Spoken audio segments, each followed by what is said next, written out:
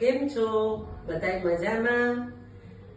જય શ્રી કૃષ્ણ, જય માતાજી। આજે આપણે બનાવીશું લસણીયો રોટલો। લસણીયો રોટલો બનાવવા માટે જોશે આ બે રોટલા છે, મેં એમાં મીઠું નાખી અને બનાવ્યા છે।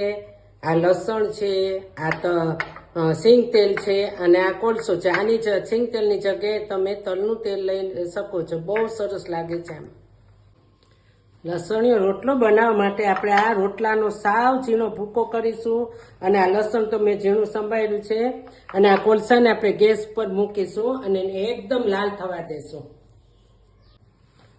આ રોટલાનો ઝીણો ભૂકો થઈ ગયો છે, એમાં આપણે લસણ નાખીશું આવી રીતના બધું અને હવે આપણો આ કોલસો થઈ ગયો છે, એને આપણે આની વચ્ચે મૂકીશું અને આ તેલ નાખીશું।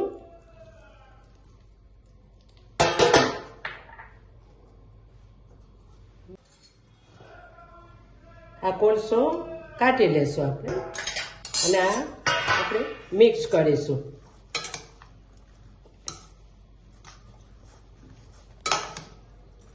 આમાં આપણે રોટલામાં તો મીઠું નાખ્યું હતું, હવે આ લસણના ભાગનું આપણે મીઠું નાખીશું। મીઠું જોઈને નાખવાનું, કેમ કે આપણે રોટલામાં નાખ્યું હતું।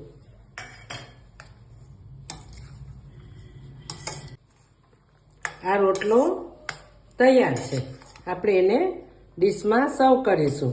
આ કાચું લસણ જ નાખવાનું છે, એટલું શિયાળામાં ગુણકારી છે। શિયાળામાં 2-3 વાર તો આ ખાવું જ જોઈએ, શરીર માટે બહુ જ હેલ્ધી અને બહુ જ સારું છે। આ લસણીયો રોટલો તમને કેવો લાગ્યો? જો સારો લાગ્યો હોય તો મારી ચેનલને લાઈક કરો, શેર કરો અને સબસ્ક્રાઈબ કરો।